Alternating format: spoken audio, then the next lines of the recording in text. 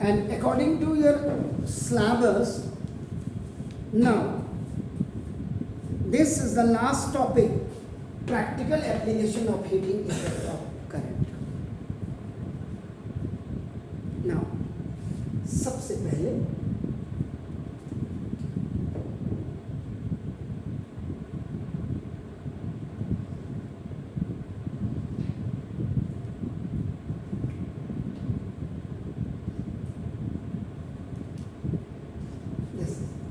this is a filament,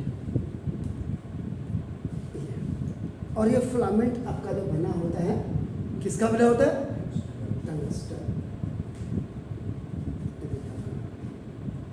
और इसकी HMP होती है, हाई मेल्टिंग पॉइंट। इसके बारे में तो practical application of heating effect of current में कि ना फर्स्ट जो है कि ना द फिलामेंट ऑफ बल्ब, आप इलेक्ट्रिक बल्ब भी लिख सकते हैं, बल्ब भी लिख सकते हैं। देखो, इज मेड ऑफ टंगस्टन, जहां पे नहीं आ रहा हो क्योंकि इसके बाद सीधा आपका आप न्यूमेरिकल्स करेंगे आप। The filament of bulb is made of tungsten which has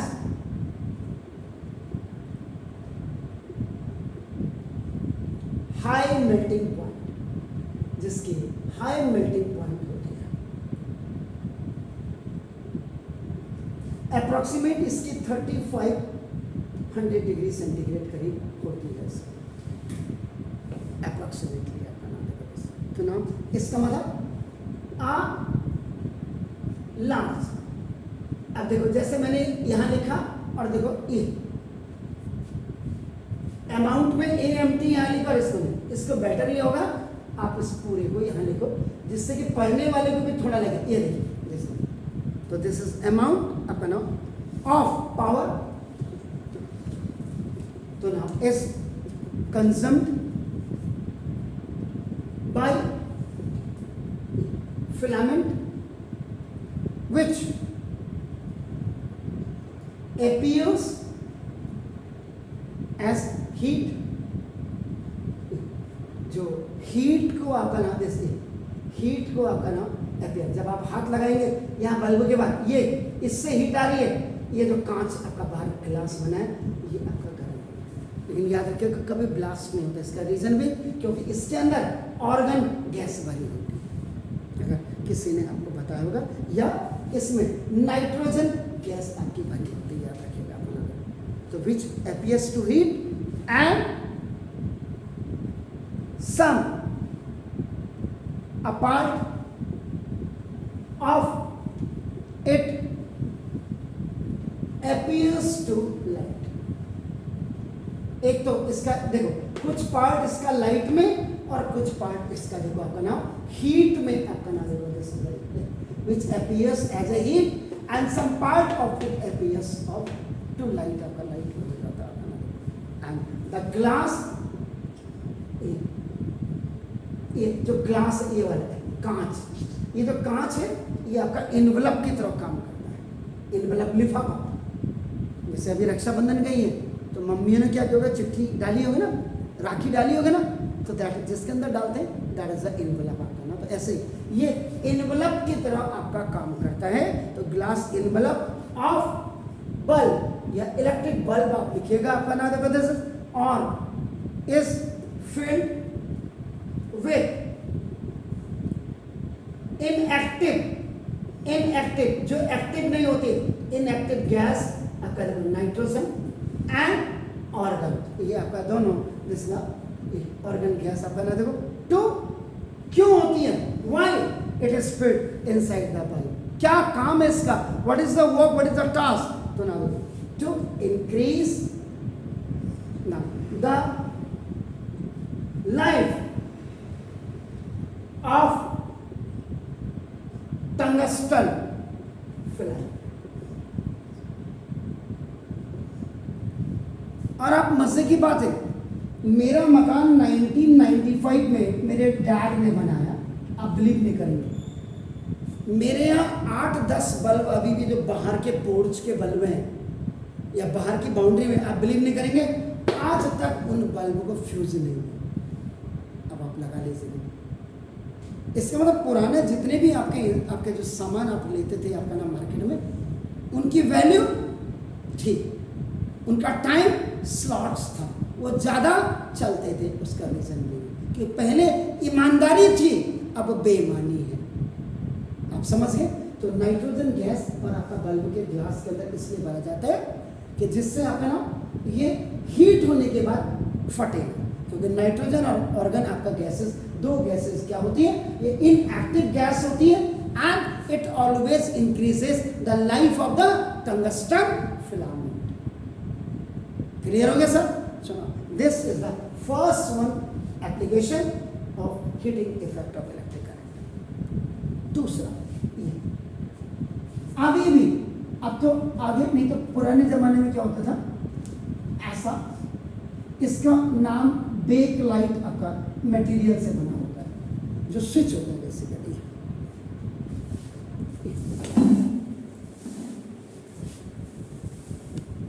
ये वाला, this material is known as a Bakelite, ये पूरा, इसीलिए इसमें इलेक्ट्रिक करंट नहीं होता है। आता है आपका नाम, प्लास्टिक कहते हैं हम बेसिकली आपका नाम, लेकिन बेक लाइट होता है आपका नाम। यही आपका क्या होता है, जो प्रेशर कुकर का होता है ब्लैक कलर का ना, इसीलिए वो हीट अप हो जाता है, लेकिन उसके बाद भी आपका हाथ नहीं जलता है। ये दो चीज़ें आपका हमेशा देखो ना होते हैं। एनी हाउ, ये आपका हो गया। तो देखो दूसरा, तो पहले फ्यूज में क्या होता था, यहाँ पे स्क्रू लगे होते थे, यहाँ पे स्क्रू लगे होते थे, इधर क्या होता था, बाल बराबर था, जैसे ये कितने गए, ये वायर है। अगर आपको स्क्रीन पे दिख रहा हो तो देखो, इसको क्या करते हैं, ये गेज पे चलता है, देखो इसको यहाँ ऐसे कर देते हैं, इधर इसको स्क्रू के बीच में फंसा दिया और इतना टोकरा इधर से देखो यहाँ पर। तो ये एक्चुअल में स्विच की तरह काम करता है। देखो, जो पूरे घर में इलेक्ट्रिसिटी आ रही है, ये इलेक्ट्रिसिटी इसकी जगह में, आज इसकी जगह में क्या ट्रिपिंग स्विच लग गए, एमसीबी आपका लग गया। पहले ऐसे ही होता था, ये आपका देखो, तो जैसे क्या होता था, लाइट ज्यादा आती थी तो ये बीच से आपका वही, जैसे ये होता था ये बीच से ब्रेक हो गया, अब ब्रेक हो गया इसका मतलब आपकी करंट फ्लो आपका डिसकंटिन्यू हो गया।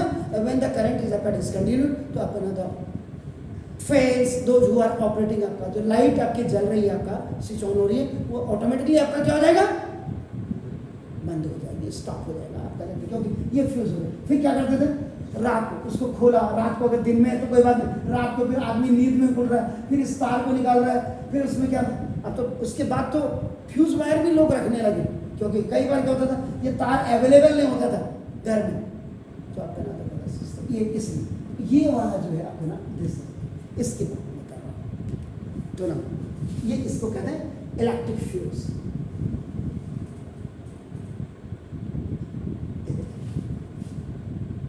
जो बिजली के पोल से लाइट आपका जो तार आ रहा है, वो पहले आपका बिजली के मीटर में जाएगा, मीटर के बाद तब वो एमसीबी में जाता है, एमसीबी में, जहां आजकल ट्रिपिंग स्विच लगे हैं, वोल्टेज कम या ज़्यादा ये कट करके आपका उसको बैलेंस कर देता है, आपका मेंटेन कर देता है इलेक्ट्रिसिटी को।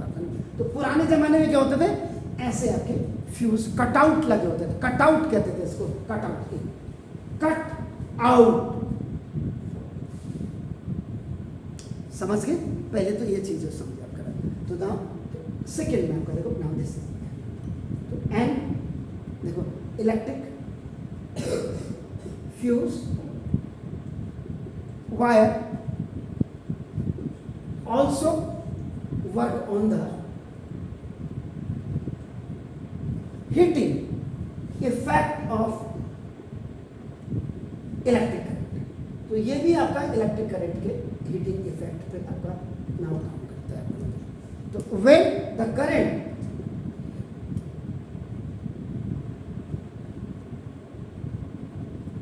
इन डोमेस्टिक, हमारे घरेलू घरों में जो आपका होता है, देखो डोमेस्टिक में करंट राइज टू मच, ज्यादा बढ़ जाता है, the fuse wire break.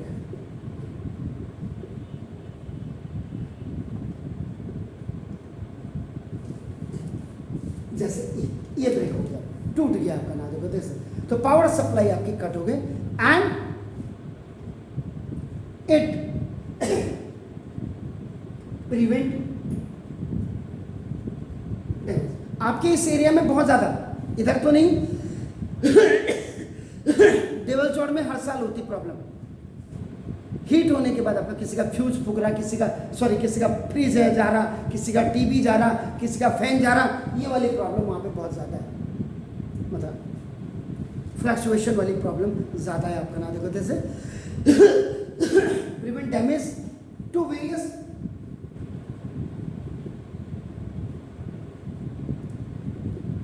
electrical appliances are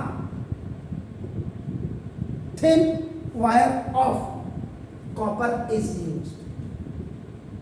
ये जो आपकी ये थिन वायर है, this is thin wire of copper, ये कॉपर आपका इसका यूज किया जाता है आपका ना। देखो दिस इज फॉर फ्यूज के लिए आपका, क्यों? क्योंकि because a thin wire has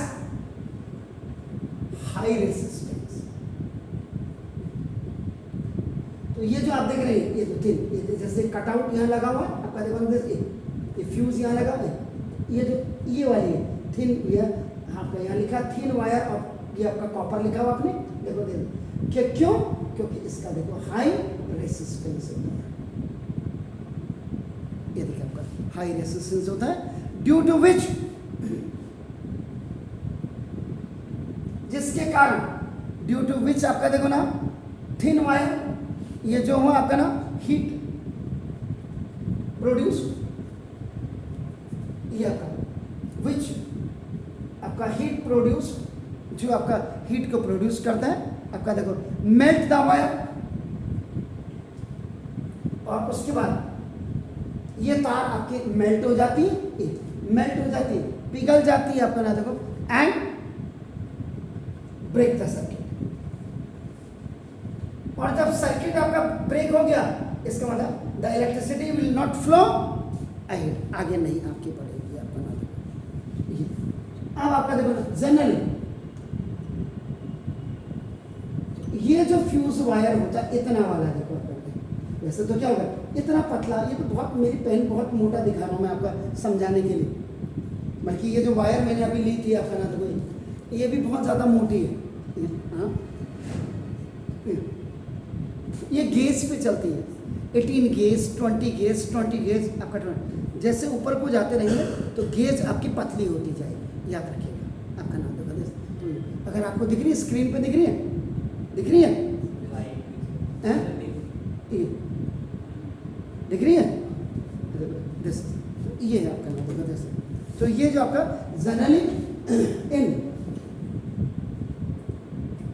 domestic circuits में आपका क्या होता है आपका ना, देखो वी यूज फ्यूजेस, जो आप फ्यूजेस आप यूज करते हैं रेटेड, ये आपका टीवी में भी होते हैं, ये आपका स्टेबलाइजर में भी होते हैं आपका, याद रखिएगा, अब तो मार्केट में आते हैं ऐसा।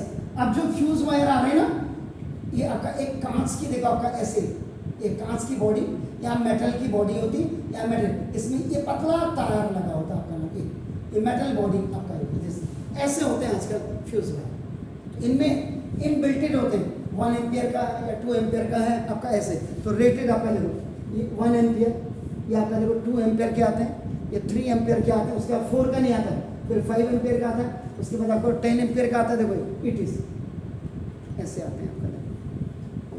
तो ना तो for 1 ampere fuse upon if the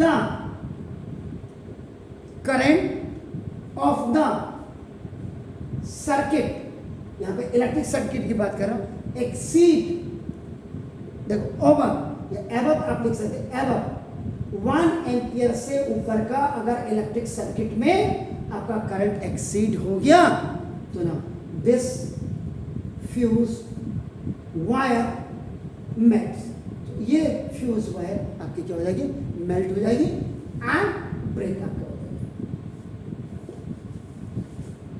तो ना देखो तो इसका मतलब आपका जब ब्रेक हो गए, मेल्ट हो गए, तो करंट आगे सप्लाई नहीं होगी और टीवी नहीं चलेगा आपका, स्टेबलाइजर आपका नहीं चलेगा। तो उसको खोलना पड़ता है, फिर ऐसे यूँ खोल करके फिर उसमें देखना पड़ता है, अच्छा 1 एम्पियर का है, तो आप इलेक्ट्रिसिटी की दुकान में जाके इलेक्ट्रिशियन के, अरे भाई साहब जरा 1 एम्पियर का फ्यूज दे दीजिएगा, ऐसा। Is it clear? तो ना, तो सिंपल। जैसे बच्चा है, छोटा बच्चा, फर्स्ट में पढ़ने वाला बच्चा 1 एम्पियर का हो गया, सेकेंड में बच्चा पढ़ेगा 2 एम्पियर का हो गया। अब उसके ऊपर वर्क लोड डालोगे तो क्या होगा, फ्यूज हो जाएगा ना। अब जो 8 में पढ़ने वाला बच्चा, जैसे सपोज हमने कहा 8 एम्पियर है इसका, इसमें नहीं पढ़ तो 12 की किताब पढ़, आज पढ़, कहाँ से पढ़ेगा बच्चा? अपना 8 एम्पियर का ही काम पूरा नहीं हो रहा है। Getting my point? तो this are known as practical application of heating of heating of electric current में। आपका एक आपने ट्रेडिशनल वायर के बारे में पढ़ा और एक आपने कॉपर से बने हुए थिन वायर के बारे में पढ़ा कि इसकी क्या इंपॉर्टेंस है इलेक्ट्रिकल अप्लायंसेस से पहले यूज करने में। Is it clear sir? तो this was your last topic. इसके बाद भी आप अपनी एनसीईआरटी में देख लीजिएगा। अगर बाय द वे मैंने या बाय मिस्टेक मैंने छोड़ गई हो, सॉरी फॉर दैट, वैसे मैंने छोड़ा नहीं होगा। Is it clear? प्लीज फिर भी आप देख लीजिएगा और मुझे बता दीजिएगा।